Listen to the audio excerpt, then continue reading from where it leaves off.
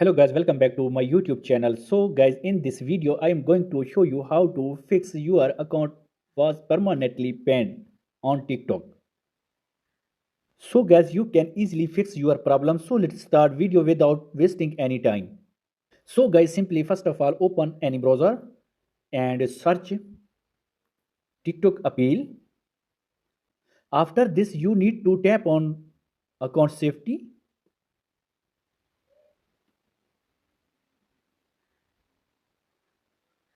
Now tap on search bar and search unbanned account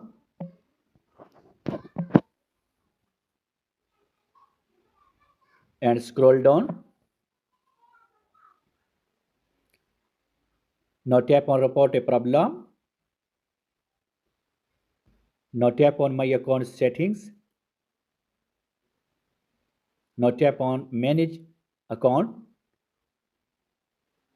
Now tap on setting a private or public account. Now tap on now. Now tap on need more help and tap on reason your account banned and upload your screenshot and submit. So guys, waiting 20 hours solve your issue.